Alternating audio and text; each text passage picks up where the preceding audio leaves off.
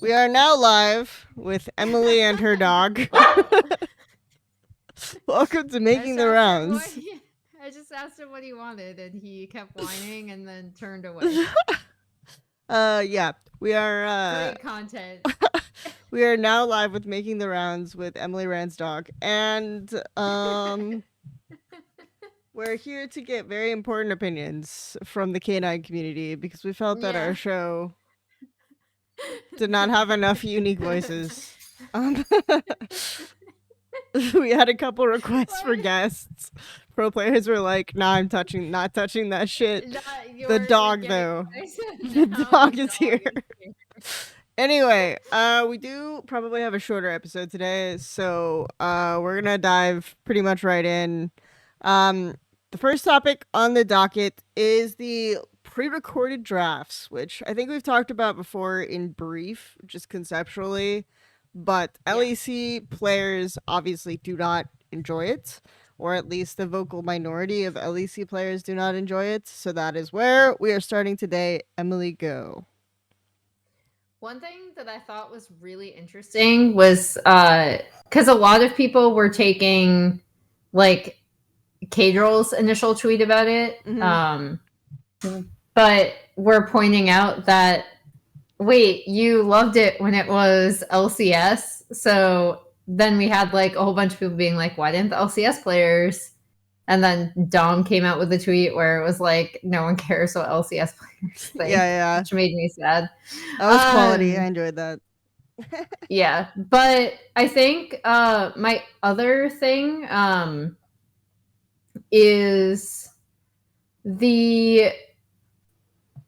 so pre-recorded drafts aim to make turnaround times like super short, essentially, right? By pre-recording the draft prior, and then what you see with the players on stage is players doing their tech checks as draft has already been completed in like a separate room, which gives time for between the draft itself.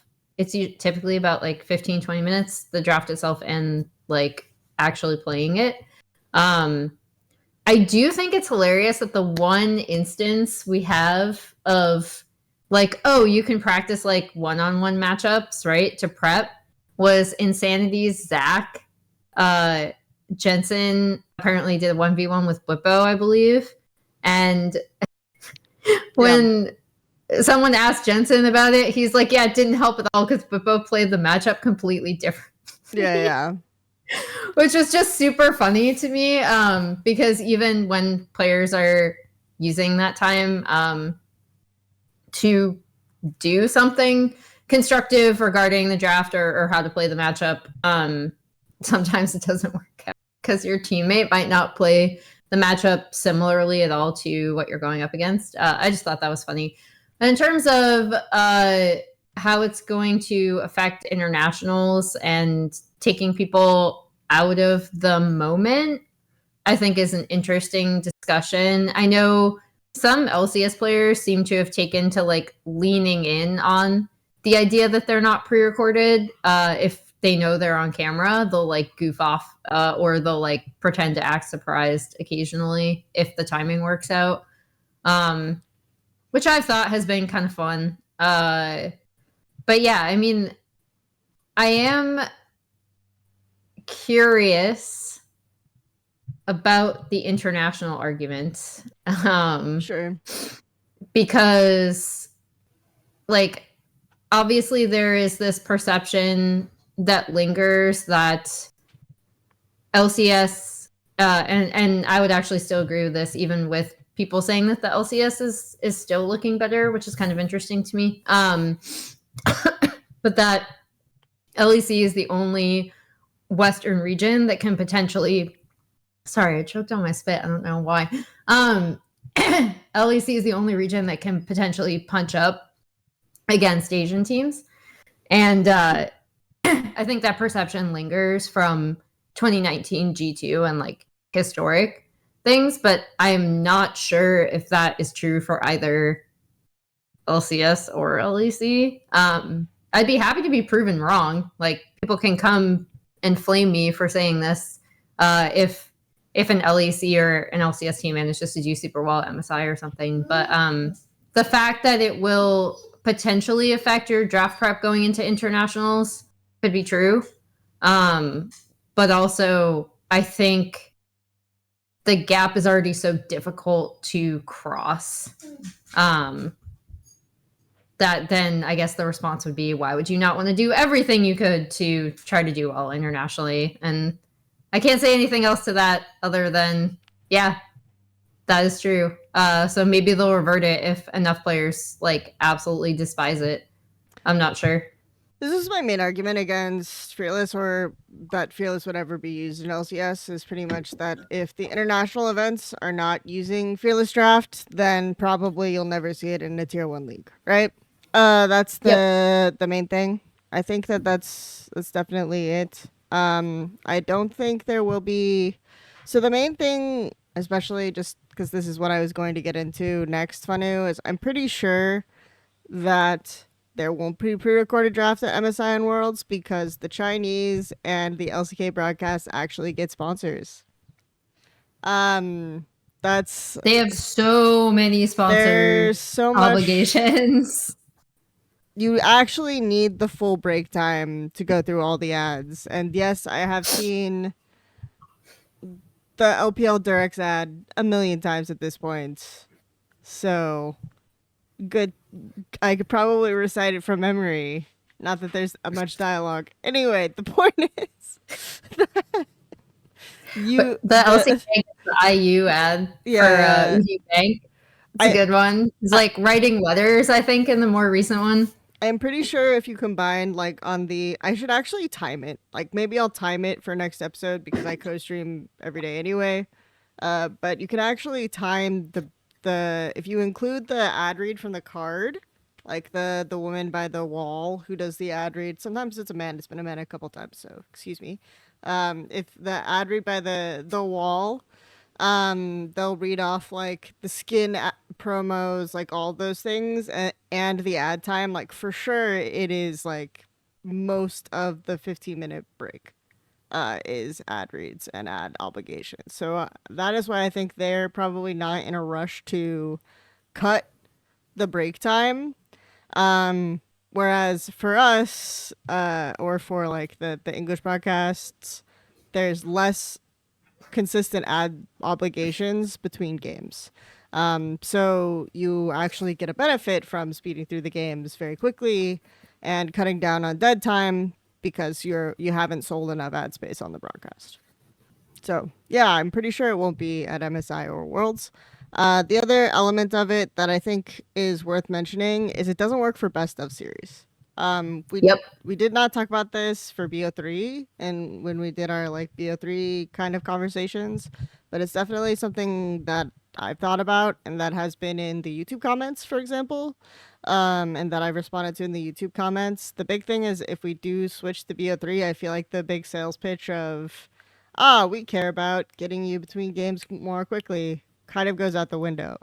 And we'll see that for playoffs as well for the BO5s.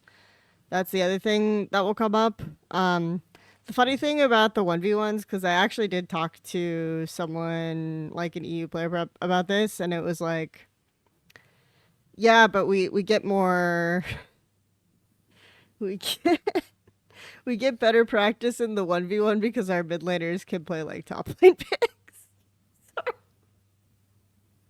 It is very elitist. Like, to them, it matters more, for sure, in their heads. I can see it. I think, like, my point has always been that the 1v1 before the match is beneficial for NA players, like, universally, because you are not going to a lot of matches you just get zero practice doing, right? Pre-tournament anyway, and it's very useful, so. Or they'll have, like, more wild picks or things like that, like the Tristana TF match. You don't see that much. Maybe you get surprised by the Trist pick, right? As the TF top player. So, like, it does take away the quote-unquote element of surprise. So, yeah, there's valid arguments for it. And I think it only works in BO1s, right? And it only works in regular season. And that's the biggest thing that we have to do. I think also pros benefit from being in different situations and getting different kinds of practice. That's also how I feel, but... Yeah, it's an interesting topic for sure. I am curious to see what the reaction is to for people when we do go back to looking at best of series, because now LCS is just going to be best of fives all the way to finals, and the turnaround times are not going to be the same. Yep. I'm very curious to see how fans feel about it because, like I said, the first time I experienced it, I went from like LCS to co-streaming LPL, and it was like, oh, you can actually really feel it. You know, you can actually really feel the difference. Yeah.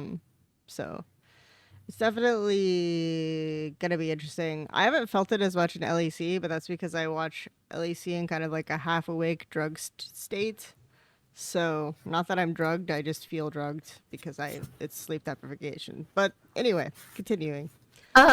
We timed one of their breaks, but another thing that's interesting is that it felt longer to me even when the turnaround time was only 9 minutes. And I think that has more to do with their broadcast cadence. Yep. Because a lot of times we will be doing literally just an interview and then coming into draft with prepped assets that go during draft. So the idea is any sort of narrative stuff that you're trying to squeeze in will actually come either during cast through graphics or the casters pointing it out whenever they have time. And this is obviously like super game dependent, right? Because if you have a very explosive game, you're just going to be focused way more on gameplay. But the other thing is for LCS broadcast cadence, about half the time we're doing interviews in the ad break. So ads are still going off, but if you have ad blocker, like 90% of, in fact, I don't even know anyone personally who doesn't have an ad blocker, but I don't. Woo! Oh, so I know you. Wow. There you go. Nice.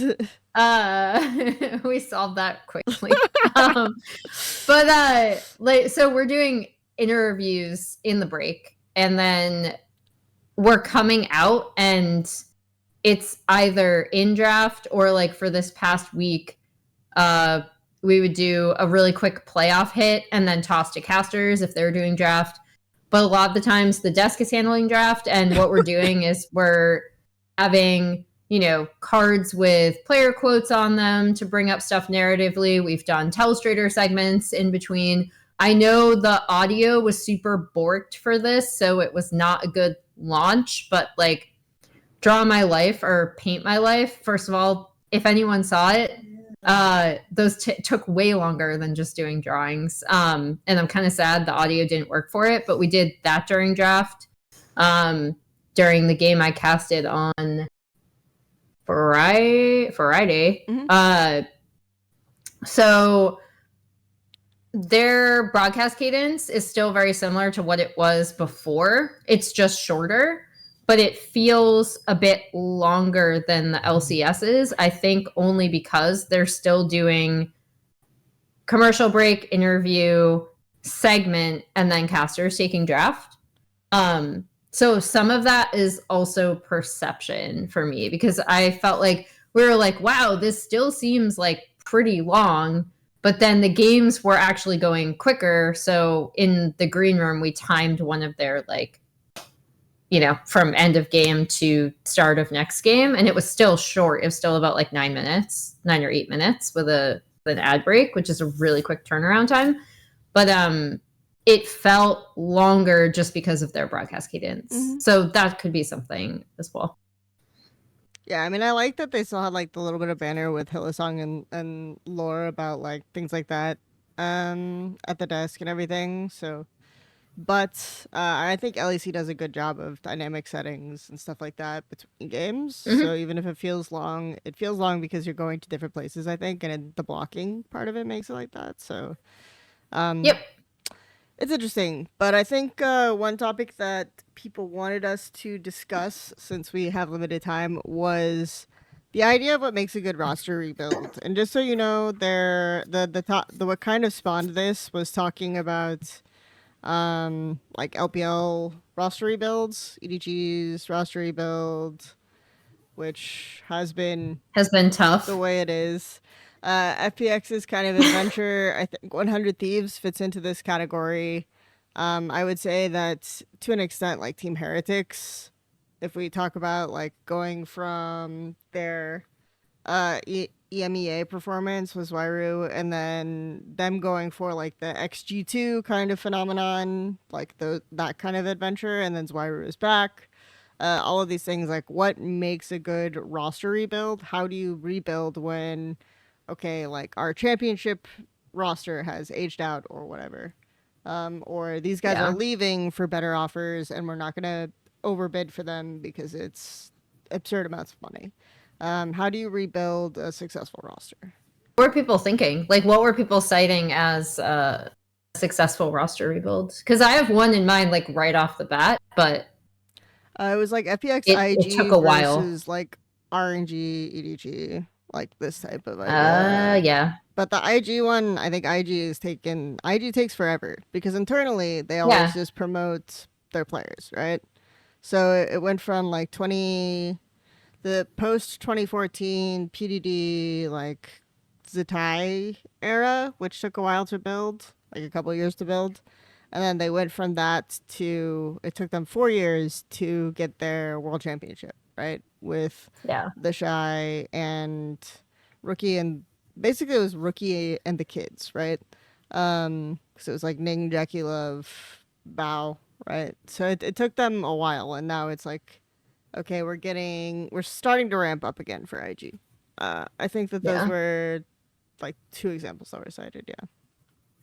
Yeah. Well, FPX is weird because it's like kind of, the rebuild itself is weird because obviously you make way for Milkyway to come in from RNG's system. Care has been on the team for 2 years now? This is like his second full year. Yeah.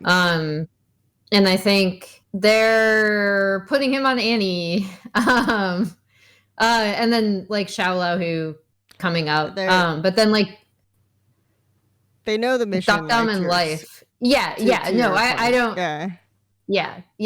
I don't think it's a bad call to design your entire thing around Milky Way. I think like if C9 had done better, I would have really wanted to talk to Blabber just about the state of Kindred and how like an option for C9 literally could be like Milky Waying it. Like, and I want to see his opinion on that. But then that game was such a long, drawn out affair that it wasn't really relevant to the gameplay. But I think the FPX is weird because like even in some of their games, obviously like Life had a monster performance. One that I haven't seen out of him in he played really well, long yeah. time. Possibly ever. Like, not that I think he's like a shitter or anything, but the JDG series was a really good series from him.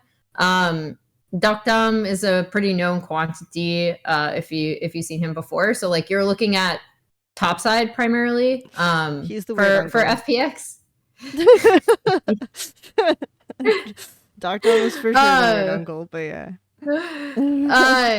And then IG is also because it's like the YS. I mean, I think the thing with FPX and IG that I will give them credit for, regardless of like where you think they are in their like rebuilding stage, is I feel like both of them are really good at identifying like our players can play comfort this way. Yeah. And like bringing in Loyan for IG, I think was also really key to like some of their more recent success, but like also if YSKM can play his champs, guess what? YSKM is playing his champs. If Milky Way can get on a carry, guess what?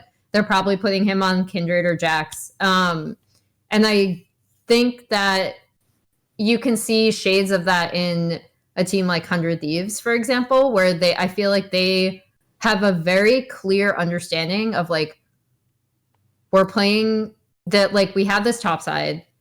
We know how we want to play. We are going to draft in a way that is very good for our players and very comfortable so that we can play the way we want. And for EDG, by contrast, I think what they theoretically wanted was for JJ to be able to be JJ and Ale to be the, I guess, veterans on the roster leading the young kids. But that did not work. That has not worked. I actually think bringing in Monkey, even though I don't want JJ to be of course injured or sick, right? That sucks.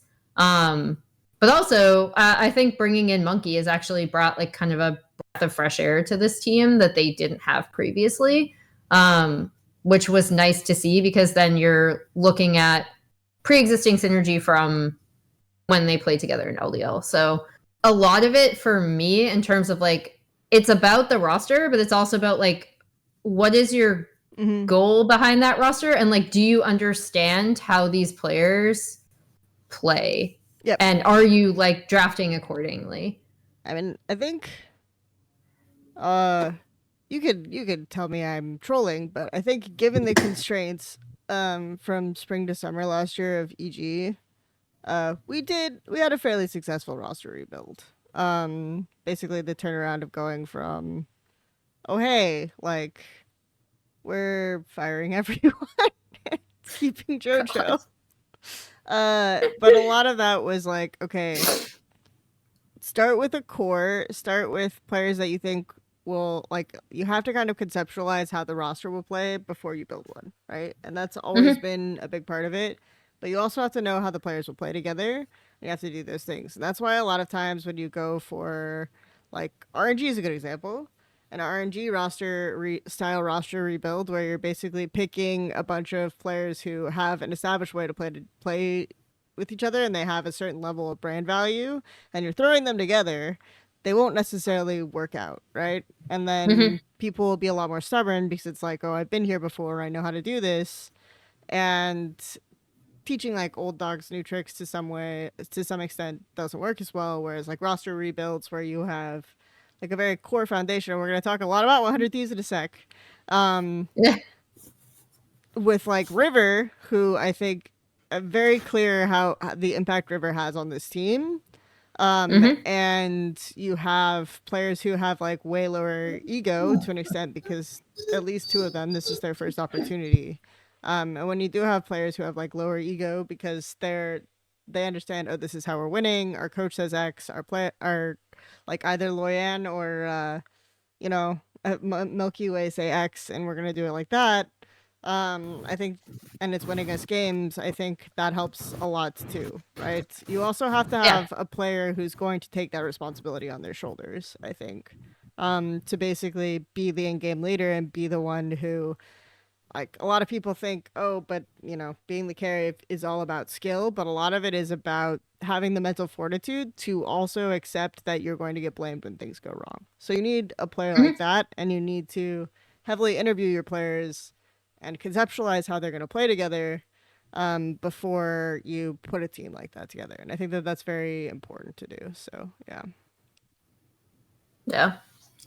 I was also thinking another really interesting rebuild to track is, because the one that popped into my mind was I guess you would say it started in 2021 after T1 didn't make Worlds in 2020.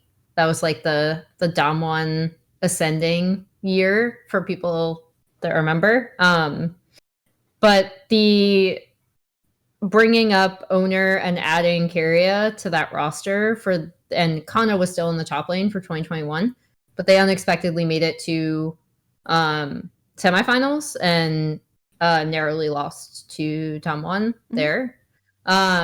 And then the core roster, obviously they were stopped by the DRX Miracle run in 2022, and then finally won their world championship last year. So I feel that's another rebuild that is really interesting to me, because I think, again, a hallmark of that lineup, and we'll talk more about them as well, because they got 2-0'd by Gen.G.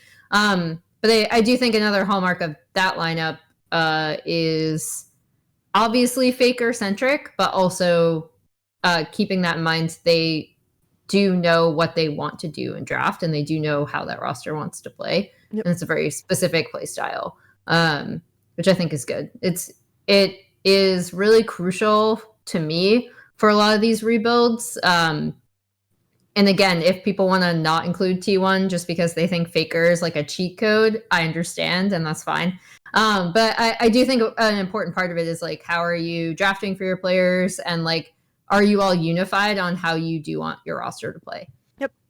So yeah, we're kind of going faster through the topics today. I think since we did touch on the 100 Thieves, and I intentionally structured it this way, the next question is going to be, what is a fraud? Because I hear this word so often in LCS. This team is a fraud. This team is a fraud. This team is a fraud. I was co-streaming NACL last night, and we were watching Fly C, who's the first place team in NACL. If you don't watch NACL, I do. Versus Mirage Alliance, who's the last place team in NACL. And RJS is currently the mid laner for Mirage Alliance. And someone in my chat says, RJS is a fraud. I was like, what is he frauding? Yeah, are Mirage really fraudulent at this point? I feel like we know that they have not performed well. To an extent, I feel like this word has just come to the point to mean like, this team is bad. Yeah. But also, it really depends on the context, right? So I guess for you, what should a fraud be defined as? So I think the reason why, because the first time I really heard it with any sort of like regularity was following, like during the break, essentially, when people had a lot of time to look at the LCS standings and be like, 100 Thieves, you do not belong here. You know, NRG and C9 are going to come back after the break. They're going to be really good. 100 Thieves are going to be terrible. And then this was exacerbated in my mind. I don't know if this is what happened like publicly, like with the community, but the little TLA reunion I had on Pros, which was like so fun, by the way. They were that was just like a really fun episode to do. We lost some content in the beginning, even with them like teasing each other, because again, they're all friends from TLA. But they were razzing Ayla for being like 100 Thieves are frauds, which is not helped by the fact that Ayla did admit they had a 17-game loss streak in scrims at one point. So I think at least when players, or like sometimes when we are joking, because we've joked about this on broadcast too, about 100 Thieves specifically, when you talk about like who is fraudulent, in the case of 100 Thieves, it is they ended up very high in the standings, and people either their expectations for this roster were very, very low, or and I know this came up in Raz's episode of Pros as well. With players being like, I want 100 Thieves. They suck. I know we can beat them. And I think a lot of that is not only coming from people looking at some of their stage games, which have been saved by like really, really strong team fighting occasionally. But also they're taking a lot of scrim data, right? And you see that in the way players vote, or the way that they rate each other, which is a lot more heavily focused on laning. This isn't a bad thing, by the way. I'm just saying this is where the perception versus reality in terms of performance on stage and in standings and in solo queue and in scrims with individuals comes into play. And that's like where the discrepancy is in terms of perceiving something as deceitful or fraudulent in a standing. Yeah, it's very interesting to me because it is partly scrims and partly not scrims, right? In terms of like who is perceived as, because I've definitely been, I think 2 rosters now at least. I feel like actually every single one of my teams has this.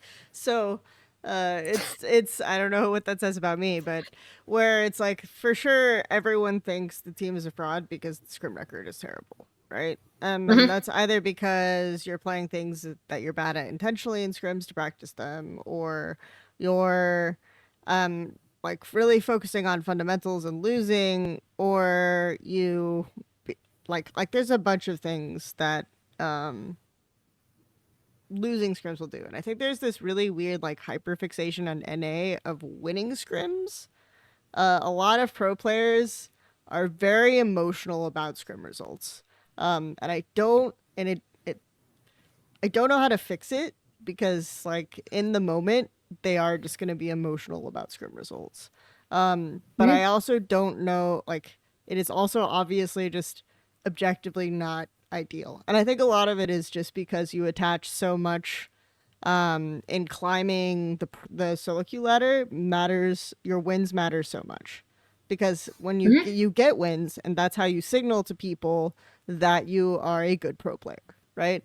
And you should get picked up by teams, is by winning solo queue games. And winning solo queue games becomes, in that way, like how you measure kind of your own self-worth. So then you translate that is your primary practice as a rookie, and that gets reinforced by like joining a team, your first team. Maybe you do well in scrims in your first team, and you're focusing a lot more on scrim results in that sense, and it just kind of like gets compounded over time. But it's just like very difficult at a certain point to separate, we are winning scrims and that's our value, like our personal value, versus we are winning stage games, or we are improving at the game, like in particular improving at the game, and that's where we get our personal value. And to an extent, if you're just losing scrims and you're getting blown out every time, then also you feel like, what is even the point of scrims, right? Because we're getting blown out of scrims and we're winning on stage, and that can also be bad, right? So it really just depends. But there's also a factor, like I started saying all of this, of just because I swear to God, Energy were terrible in scrims last year as well. Yeah, they were really upfront about being awful in scrims. And no one called them frauds, right? But I also think part of that perception was that they didn't actually do that well in regular season. So no one really had time to call them frauds.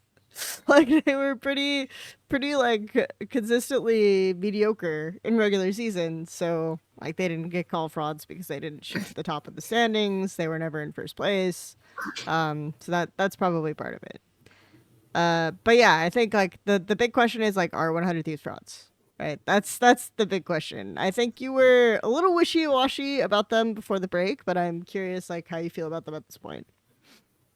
I feel a lot better about them. In terms of being wishy-washy on them before the break, I thought a lot of their wins came from either people just auto giving them Vi Talia, which like I feel like at this point there's, unless you feel like you have an absolute solve for it, and even then you really shouldn't give River Vi.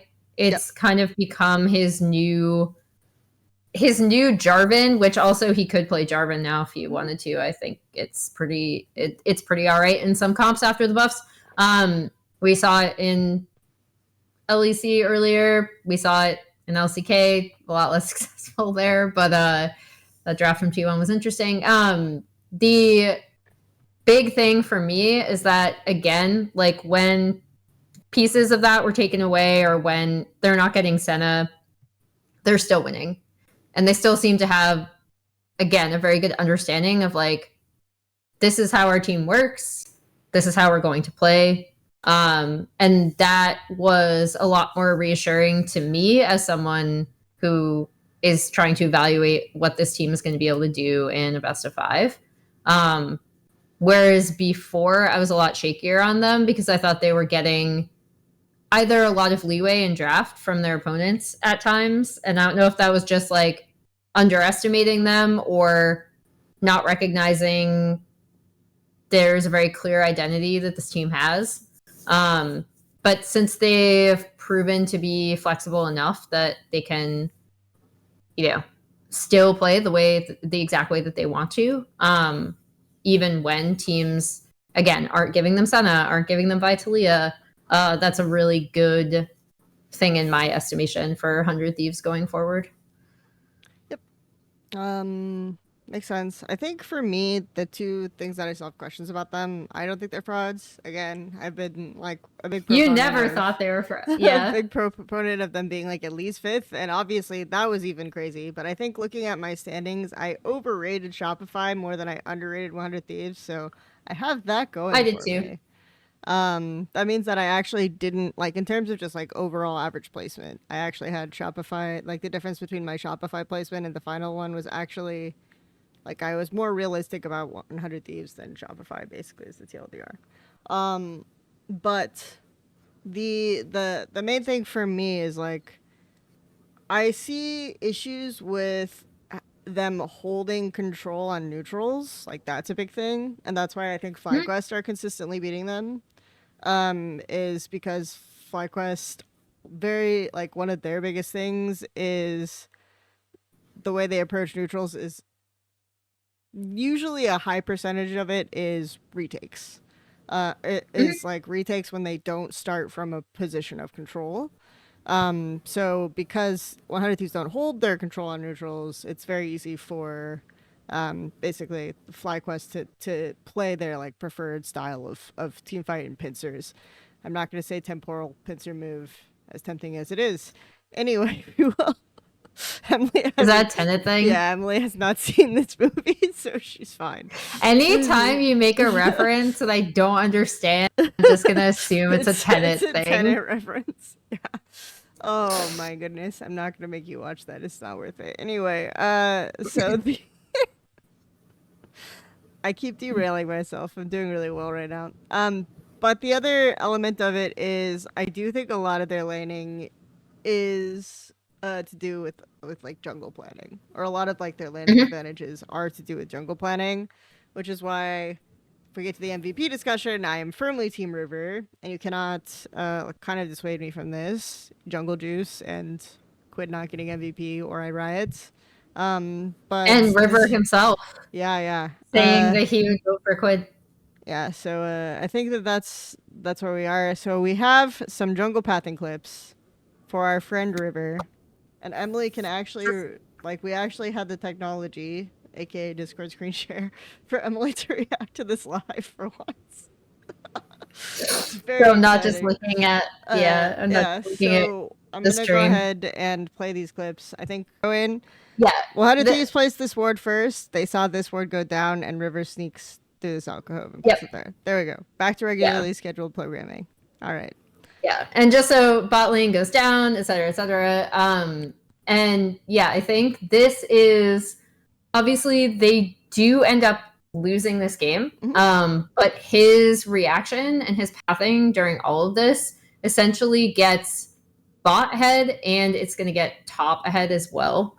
Because he's going to essentially clear and then do one of his patented River kind of cheese level 2 ganks that people like to call cheese, I guess, and they get this kill onto Masu. So he immediately recognized, oh, I can invade red because they are not gonna, there's like a slight gap in vision here. I will get level 2, I will go bot, gank. And then you also see him recognize later on that he can end up going for a play on top side after Bwipo kind of does end up getting control over it via dirty farming. As he responds to this, they don't end up getting anything out of Jensen. And Inspired. But the pressure is pretty big, right? Because Inspired showed up first, and like I don't think Quid gets easy back here unless he does show, right? And Jensen ends up getting low, and then he gets control of the wave again. So yeah, and then he recognizes that he can make a play on top side. And I think again, when we talk about just like junglers and what it means to communicate with your lanes and like what that actually looks like, it doesn't even have to be, to your point, like a super successful gank in terms of like turning it into a kill. It can literally just be like the Tien Doinb special where he's literally showing up to reset Doinb's wave or take it because Doinb has been roaming. It is essentially recognizing just what where your lanes are in relation to you and what you can do with them. So I have a selection of 3 paths. This next one I think is a little bit more subtle, but it highlights again like his ability to understand vision in particular. So this one I also want to highlight something about the drafts. So like pay attention to the drafts as we get further along. But this one, like this is a Vi game. This was one of the games we watched together in the studio, but I don't think we talked about this. So they walk in, they get vision on Blabber here, and then they very crucially see Fudge like walk in and get this ward. As the the game progresses here, we'll just watch him do like a path. It's pretty standard. He goes through, he's probably spotted on that ward. He walks around, he's doing his blue. He's prioritizing clearing the buffs and the single target camps, as Vi likes to do. And he ends up just full clearing. So the full clear is the first thing that you'll notice. And then here, like I think this is where the pathing gets more interesting, is you see you don't necessarily like Blabber actually avoids these wards, but your assumption is Blabber either went for vision or he recalled, right? And then after this we see Olaf. We also saw Olaf walk in if you're watching the pathing at one point after the landing phase. If I can show it again, I definitely saw it. Yeah, here. So you see Olaf walk in at 3 minutes. So this was like during River's path. He walks up. Before he bases, he gets ward here with Ayla. They get their base here, so they're in position for him to basically go top. This 4-minute timing is very common for getting first Drake. So he's in position with his bot lanes having advantage. And then if you watch the way he moves, like he doesn't necessarily know where Blabber placed the ward because he doesn't even see Blabber on the window, but he just walks naturally kind of around and along this way, knowing that like most likely his grump is warded, right? And then he actually just like weaves through the wards here. He's like in position to hover mid already, right? Like through the way that he pathed. He looks, there's no angle, so he goes back and does his camp. But just like this kind of, his mind, you could tell like by the way he's moving on the map that he's always thinking about like gank angles or ways that they won't spot him so that they're forced to, like the opponent laners are forced to play like more kind of conservatively instead of going for like more specific plays, especially like knowing that okay he's gonna get this grump here, like his pathing was set up to be so that he would be on bot side like when these camps like these AoE camps spawned. Windrag isn't in place. They have vision here. They can do the Drake, right? So everything has been designed and thought of ahead of time by them and basically around like his timings. You guys may not appreciate the sense of humor, but you know, we do. Because we're no. My bad. Yeah, so this one, even though this game goes very ridiculously, you can see like still the thought process behind what he's doing, right? This is one that I see a lot on European West. Kobe. Sorry, Kobe. You had such a good fun time and you were so sad because you thought Shaco would never be picked again, but you're getting muted. Anyway, so he puts the trap here because he knows that they might look for an invade on him. Like very commonly Ivern will look for these, like we'll look for invades or we'll look for counterplays, and this is the way that you sort of punish Shaco level 1 is like he has to set up his traps in a very specific location. So basically he can look for invades to take his camps in other locations, or he can look to punish him. And then they get this ward here on Raptors so that they know if he can cross over or not, right? But obviously Energy react well to this because they see him, they see where 100 Thieves placed the ward, who he does the wrap around, they get the ward there. And he jumps over. He could have probably like jumped over the pit or something in theory if he took the other spell, but yeah, whatever. So anyway, they see him and they come, and even though like Contracts is level 1, he has smites. Who he has this situation, so they still feel like they can contest. Luckily, River gets this buff, or luckily for River, he ends up dying for it, but he comes back, and I think this was a little calculation on his part. In terms of like timings for the Ivern, because he for sure could have invaded and gotten a camp here. But he wanted level 3 first, right? Like, so that he could actually contest. So this didn't work out, but you can still see the thought process behind it, right? Like all of this stuff kind of makes sense in his head, and he's definitely thinking about these things. But the effect that all of this has, right, is not even necessarily the interaction between contracts and River. The effect is it's basically giving his lanes a free landing phase. Yeah. That's like the ultimate effect of this kind of play, though it looks very comical and it's very ridiculous. And he might look like to people like he's inting. He's actually just giving his laners who effectively are losing all 3 lanes, right? A free landing phase. And that's what's happening on my screen at the moment. Well, in terms of prio, they're losing to all 3 lanes. Yeah. I will also say, like, if you talk to LCS players, like I know JoJo specifically, I think even talked about it in his Player of the Week interview because I told Raz to ask it in a meaner way, which is like, why are you so afraid of River? Yeah. But the big thing is that the other effect this has is that if you are all aware of just how River moves around the map, you then become afraid that he is just going to be everywhere at all times if you do not have vision on him. So like, I forget who I was talking to on C9 from last year. It actually might have been Sven. It wasn't this time when he was on broadcast like yesterday, but I think it was another time he was either on broadcast or just like hanging out. And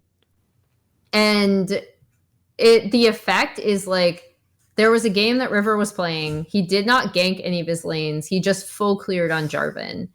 But I'm pretty sure it was Sven I was talking to.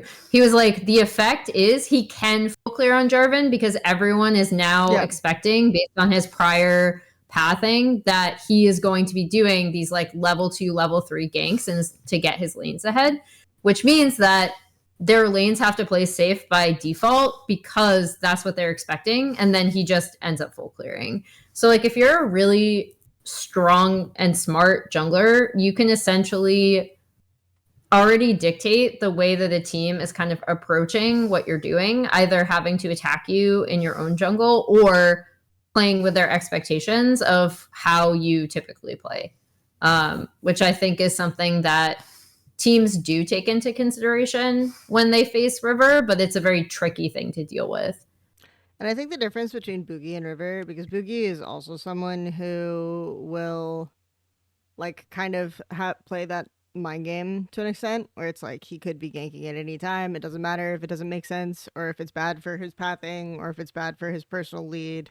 He could be ganking. Is that River very rarely falls behind in a significant way. I would say the worst is like the FlyQuest games, where it's like he did fall like 10, 20 CS behind Inspired in the Toronto game that we saw, but he basically maintained that deficit. Meaning that like he stayed within like 20 CS most, right? And was still pretty farmed in mid game and still could have an impact in fights. So for me, that's a significant difference because Boogie will go down like 50, 100 CS doing the shit that he does, right? And so it's just like very impressive to me from that perspective. Yeah. I have to figure out All Pro just generally, which is going to be interesting. Yeah, I don't have my All Pro choices yet, but I know I'm voting for MVP, so that's why this is the topic. I don't get a vote, just to clarify, but Emily does. So I do. I'm sure it's a tough one. It's going to be a tough year, tough season for everything, to be honest. Well, I will publish my not counting awards on either Twitter or a YouTube video. So nice. that'll be a fun one. So all right. The next one, since I think you have to go in 15 minutes, is also a for fun one, kind of, which is, can Milkyway win X. I call it this because can Milkyway... what is stopping Milkyway, Emily? Can he be stopped? Is there a means of stopping him? Nothing is gonna stop the Milky Way narrative. He's winning. Wait, worlds, people. confirmed. So you put in a thing like people meant is he winning LEC, LCS, LCK, etc. Yeah. So the like it was like can Milkyway win? It started with like can Milkyway win LPL? Can Milkyway win LEC? Can Milkyway win LCK? Like the where would Milkyway place in LCS? Like this kind of stuff. So yeah. Milky Way is winning LCS for sure, and LEC LCS for sure, and LEC. Okay. Yeah. I think when you get to LPL and LCK, it gets difficult because if you're familiar with Milky Way's game, I do think, despite how good they have been at drafting around him and playing around him, that you can Emily's dog end up countering it. I know, it's very distracting. Get out of here. Come on, dude. Special guest. I don't know what's up with him. I know. You could just see like the little tail, just like Anyway, sorry, dog aggro. I think the big thing with Milky Way that I touched upon earlier, if I'm like treating this question actually seriously, is the only thing stopping him is a team that doesn't understand the way he plays. From his side, and then because like you have to understand the assignment, right? Like you can't just lock him Kindred, but then not play around that and like not help him get his marks or like protect his marks as a team. But then I think once you get to the better LCK and LPL teams, especially in best ofs, they will draft better around it, and then they will also just have more things prepared so that FPX essentially can't play like Protect the President with Milky Way Kindred, or let him pop off on Jax, and kind of limit him to. I mean, obviously he's had some like insane Xin games as well. Yeah, that is what's stopping him. A team that doesn't understand him, or a team that can, I would say, shove in all of FPX's lanes so that he like can't do anything even if he wants to make plays. I mean, that was sort of how BLG approached it. On top of like they had the anti-Kindred comp from hell. Blitzcrank TF. Yeah. I forget what else, but it was like literally every champ on that comp countered Kindred effectively. So I think that was the main TLDR of that one. So I think that there's, if you look specifically at we're going to counter this, then it can happen. I think that the checklist is very funny because it's very prescriptive. It's like, if not Kindred, then Jax. If not Jax, then it's just, you know what they're going to pick, right? That's the thing about FPX is you almost guaranteed know what they're going to pick. You know how they're going to draft. So it becomes very easy to counter to just leave up what he wants to play. The question is just how extensive is his plot armor? We have decided he has some insane plot armor, honestly. We have decided collectively that after the death of his father Xiao Laohu many times being ignored in top lane, he came to the Fremen and Care effectively showed everyone the way. Showed Care and the Bene Gesserit showed everyone the way, while the water of life took him to the golden path, and amazing. Doc damn is he fine. So that's amazing. This is amazing. Milkyway is the legendary prophesized hero. He will bring us to the milk. He will bring back the milk to Arrakis and the glory to League of Legends. So we've been waiting 13 years for him to be able to play professionally. He is the chosen one, and he's winning worlds. So that is my completely serious answer to. Let's go. Yeah. So anyway, before you go,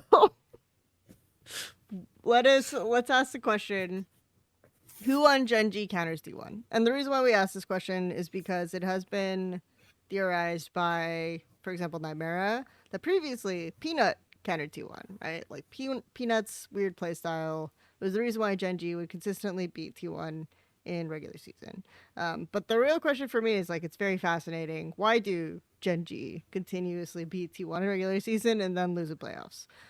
So very, very curious.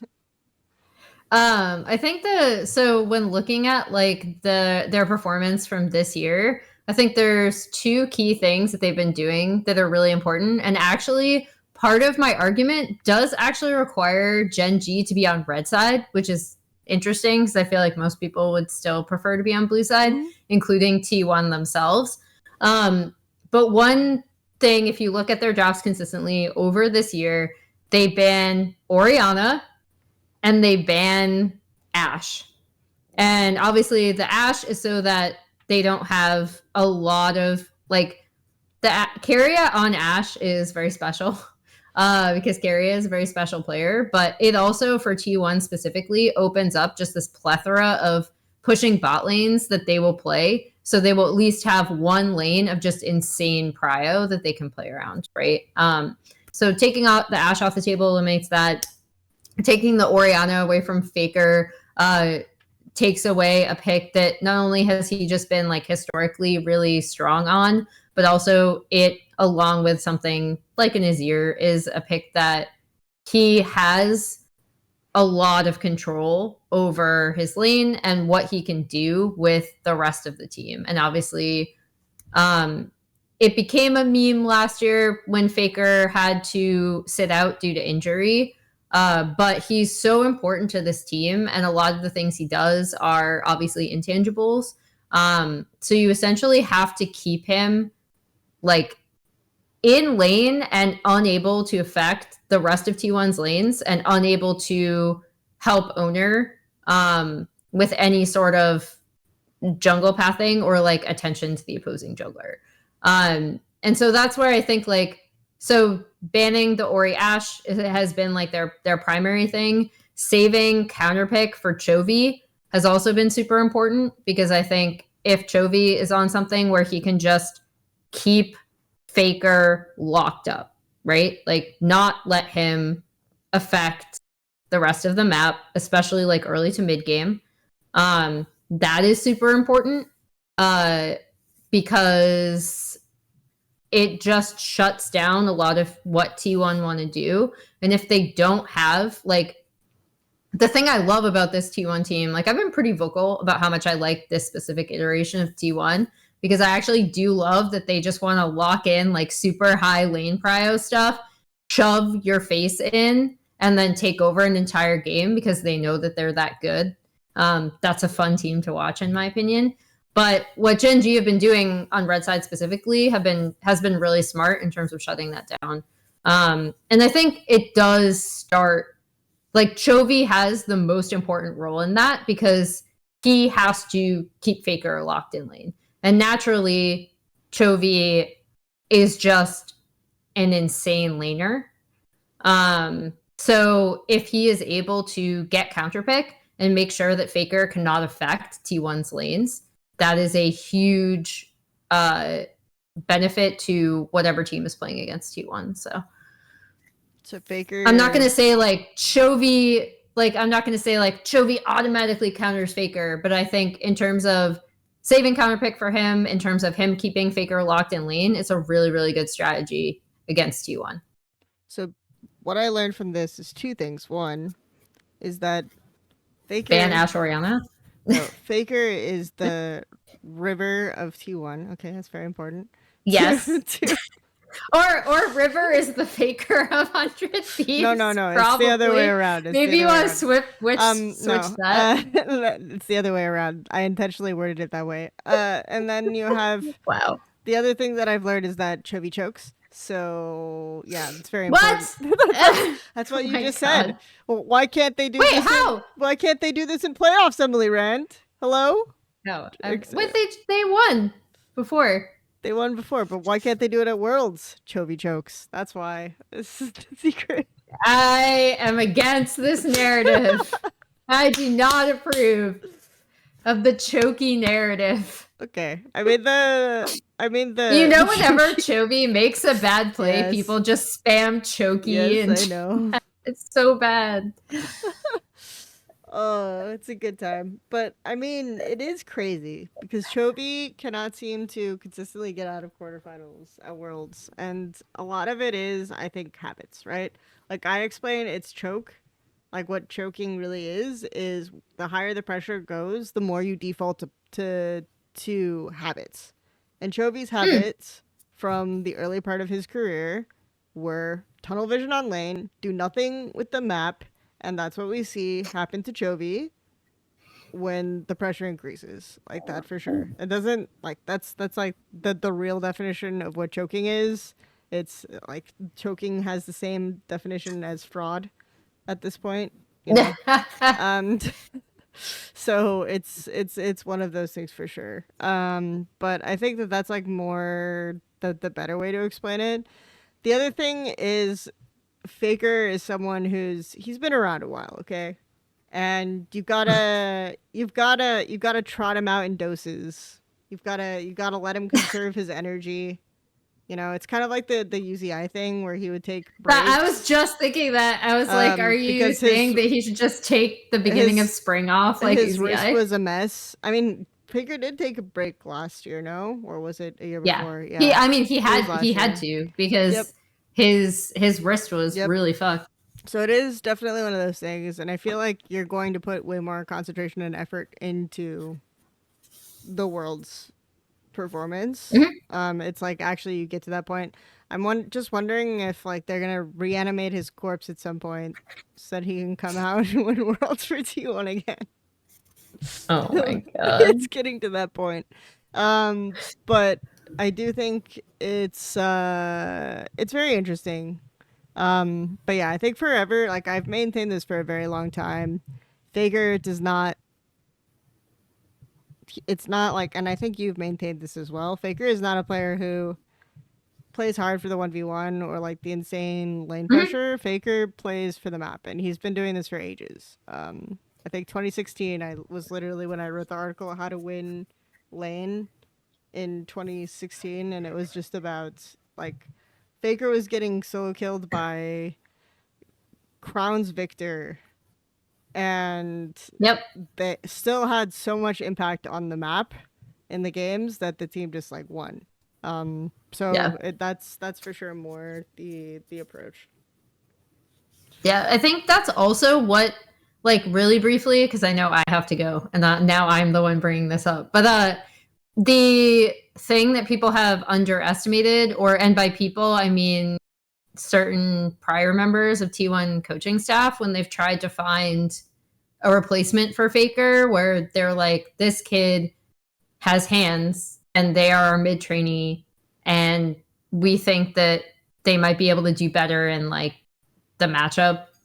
And I think the fault with that is it's just such an underestimation of how much he does with his lane movements, with his understanding of the way the League of Legends map works, with his understanding of team fight angles, just like everything. His game knowledge is just absolutely insane. So I think a lot of times when you've seen people try to be like, well, he's getting old, we want to find someone who is just as good to carry on the T1 legacy. And like, obviously there is a reason why you would want that to happen if you are on T1. But you've no coach and no roster iteration has ever been able to like replace Faker. And it's because I think a lot of people get deceived by him potentially losing lane to like upstart LCK players, and then being like, oh, we need to find someone who's better, without realizing just how much he can do for the team, regardless of whether he is getting solo killed in lane or not. The year is 2109, and T1 are reanimating Faker's corpse to win Worlds. That's terrifying. Anyway, I think with that we have to end the episode. Thank you so much again, Emily. If you love Emily Rand, make sure you tune in to 100 Thieves C9. That's all we will say. And then please have a wonderful week. I don't know why Emily's eyes got so wide there, but they did. Please have a wonderful being an week, idiot. everyone. And thank you, Emily's dog, for guesting on the show. Yeah. If you're watching. He won't come up and show his face. So all you're probably going to see is his ass and a tail just wandering around. I've tried to get him to come on camera before and he will not. Often many people, that's all they want to see of certain members of the human race. So, he's fitting in just fine. This is a cursed way to end this episode. Yes. But anyway. Does your dog even have a name? We're just objectifying him and he doesn't even have a name. Oh, his name's Colin. Okay, Colin. Awesome. Thank you, Colin, for guesting on the show. And we will see you all next week. If you're watching on YouTube, please remember to like, comment, and subscribe. We are monetized now, and have a great one.